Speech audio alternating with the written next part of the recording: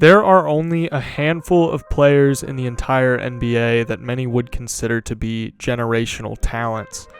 There are a lot of different definitions of generational talents that people subscribe to, but I'd say that the most common, generally held definition is that a generational talent is a player that has the potential to retire as an all-time great, Hall of Fame caliber type of player. These are players that, by definition, really only come around once or twice in a generation. This categorization is reserved for the Steph Currys, the Kevin Durants, the Giannis's, the LeBrons, etc.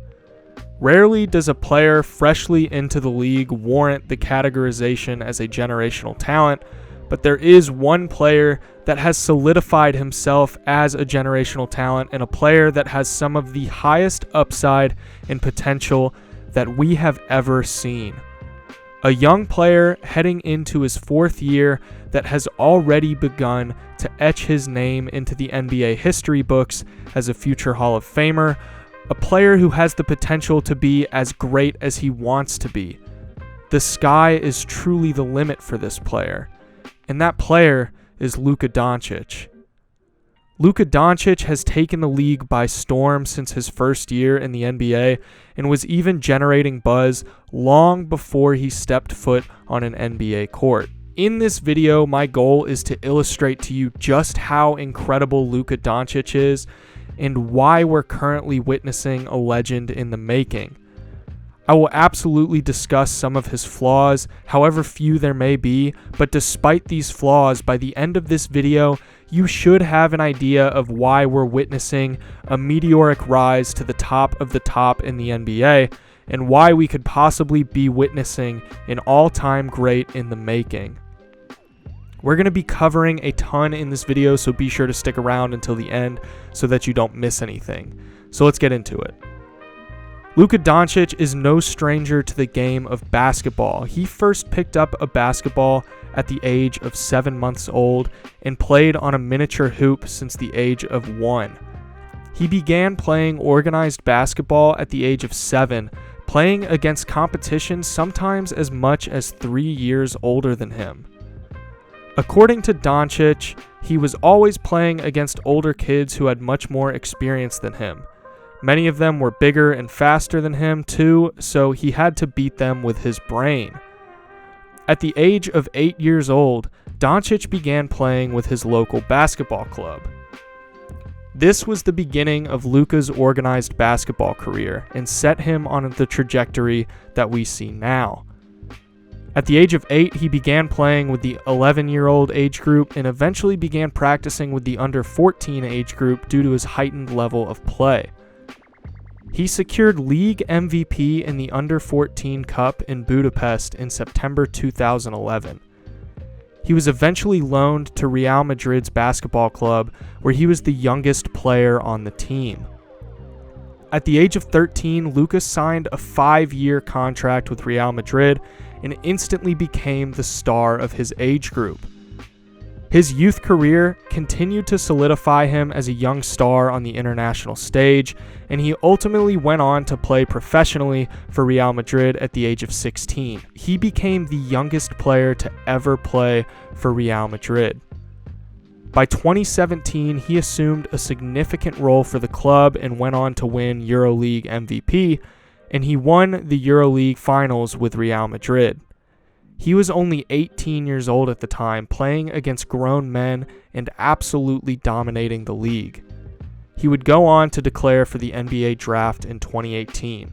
Despite showing sheer dominance on the international stage, for some reason many scouts had reservations about Luka Doncic and how well his international experience would translate to the NBA stage. He was ultimately selected with the 3rd overall pick by the Atlanta Hawks in the 2018 draft, but would be traded to the Mavericks in exchange for the draft rights to Trae Young.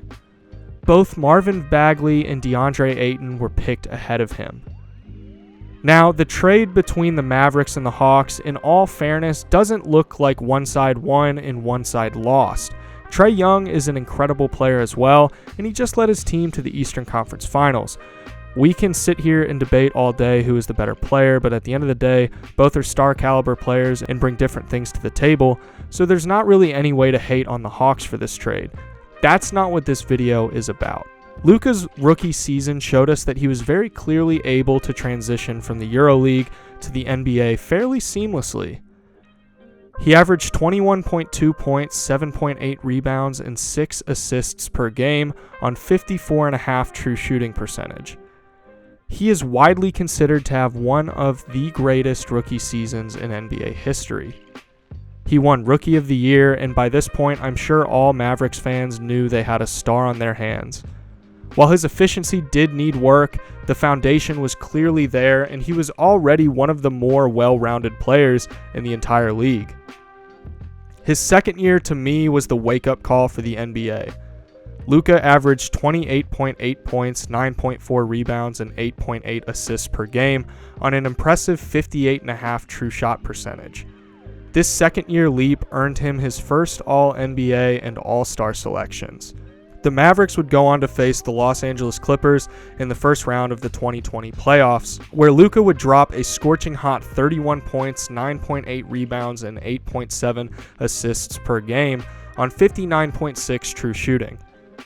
Luka wrote his name into the book of iconic moments in NBA history with his unbelievable performance in Game 4, dropping a 43-point triple-double and hitting one of the wildest game winners of the last decade.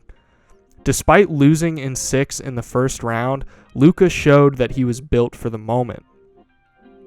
And now we arrive at the 2020 through 2021 NBA season, and to me, this is the season where I became convinced that we were witnessing a legitimate legend in the making.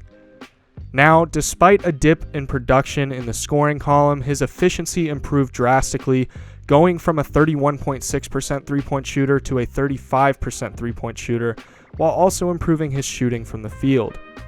He averaged 27.7 points, 9 rebounds, and 8.6 assists per game on 58.7% true shooting. This led him to not only be selected to an All-NBA team and the All-Star team, but also being in MVP conversations throughout the year for leading the Mavericks to the 5th seed after they had a really bad start to the season. Now, this is where I'm going to begin breaking down what I love about Luka's game. Luka appears to see the game in slow motion, which is a trait that's very common amongst some of the NBA's current and former greats. He rarely looks panicked with the ball, and he possesses such strong ball handling ability that he remains in control despite defenses hounding him on the offensive end. A 6'7" point guard, he can easily handle mismatches and shoot over defenders. His shot creation ability is truly special, being able to create space with step backs, crossovers, and whatever else he has in his bag. Now, getting into some of the numbers, let's start off with his perimeter shooting ability. He's one of the players that has one of the most interesting statistical anomalies that I've been checking out lately. Despite ranking in the worst of the league in three-point shot quality, he ranks in the top 3% of the NBA in three-point shot making, three-point shot creation, and perimeter shooting talent. He is truly an elite perimeter shooter, not necessarily for his efficiency, but for his ability to create the shots and hit them at a pretty solid clip. He's not a 40% three-point shooter yet, but I fully see that becoming an achievable goal at some point in his career. He's still only 22. An incredibly well-rounded scorer, he also possesses high-level finishing ability. He's one of the best in the league at getting to the rim using his crafty handle, and he also ranks in the top 5% of the league in overall finishing talent, according to basketballindex.com. The next aspect of Luka's game that is unbelievably apparent when watching him is his elite playmaking ability. He generates 22.5 assist points per 75 possessions, putting him in the top 2% of the league in creating points from assists. He is 100th percentile in the NBA in box creation, boasting a whopping 16.2. His overall playmaking talent, which is a grade from basketballindex.com, is a plus 2.95, making him one of the best overall playmakers in the entire NBA. One thing that Luka possesses that helps him achieve these elite playmaking numbers is his incredible scoring gravity. He draws an unbelievable amount of defensive attention, and it allows him to utilize his elite basketball IQ to find open teammates for easy buckets. He's got some defensive weaknesses currently, primarily being a bit slow on defense, and the overall defensive IQ just isn't really there yet, but that's something that typically comes with years of experience, so I'm not going to draw too much judgment just yet. After all, he is only 22 years old. Impact metrics love Luka. Impact metrics really show that he is one of the most impactful players on the offensive end in the entire league. Luka Doncic also just had one of the greatest seasons from a 22-year-old of all time, being the second player in NBA history to average more than 26 points, 7 rebounds, and 8 assists per game at the age of 22. The only other player to accomplish this has been Oscar Robertson. It's reasonable to assume that Luka is only going to continue to progress in all aspects of his game, and barring any major injuries, he doesn't really rely on athleticism, so I would expect him to have a fairly long NBA career. If his scoring numbers, assist numbers, and three-point shooting numbers continue to rise, it's likely that we see him in the NBA record books by the time he hangs it up, which hopefully isn't going to be for a really, really long time. Now, hopefully this video has given you an idea of just how good Luka Doncic really is. He truly is a generational talent and has the potential to win MVPs, championships, and scoring titles throughout his career. It entirely depends on the team around him and how hard he's willing to work to improve his game. So where do you think that Luka will rank all time when he retires? Be sure to leave a comment below and let me know. And as always, if you're new to the channel, be sure to hit that subscribe button and leave a like on the video because that is the best way to help me out with the algorithm. Thank you guys so much for watching, and I will see you all in the next one. Thanks.